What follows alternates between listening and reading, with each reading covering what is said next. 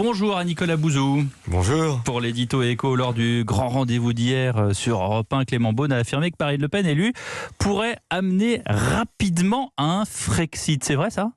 Alors ce n'est évidemment pas une certitude, mais enfin c'est un risque. Ce qui est certain, c'est que le programme de Marine Le Pen est problématique du point de vue de l'Europe, de son fonctionnement et de la place de la France dans cette institution. Parce que dans ce programme, beaucoup d'éléments sont en contradiction avec les règles de l'Union européenne. La principale proposition qui est en contradiction, c'est évidemment la primauté du droit français sur le droit européen. Ça, c'est carrément incompatible en réalité avec la raison d'être de l'Union européenne. Mais il y a d'autres choses, par exemple la baisse de la contribution de la France au budget européen. Imaginez si tous les pays font ça. Et puis il y a des choses plus techniques comme le fait de permettre à la Banque Centrale Européenne de financer directement les États. Bon, outre qu'on ne voit pas bien ce que ça apporterait par rapport à la situation actuelle, c'est aussi impossible dans le cadre actuel des traités. Ouais, mais Marine Le Pen dit bien que tout cela devrait être négocié. Elle ne prend pas de décision unilatérale.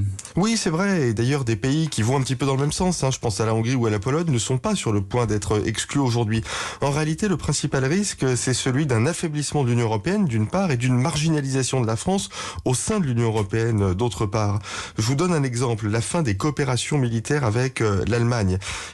Concrètement, le fonctionnement concret de l'Union européenne procède de ce couple. C'est grâce à l'impulsion du couple franco-allemand que l'on a pu mettre en place un plan de relance très ambitieux pendant la crise de la Covid, ce plan qui s'appelle Next Generation EU. D'ailleurs, la Hongrie aujourd'hui ne dispose pas de tout l'argent de ce plan de relance. Ouais. Si un pays comme la France venait à remettre en cause les règles fondamentales de l'Union européenne, voire à ne pas les respecter, et si la France s'éloignait de l'Allemagne, il y aurait un délitement et une perte de puissance d'une Union européenne qui, pourtant, n'est déjà pas aujourd'hui suffisamment puissante. En tout cas, Nicolas Bouzou, l'argument de Marine Le Pen, c'est que la France reprenne son autonomie. Ouais, très honnêtement, Pierre, je ne sais pas si ça tient réellement.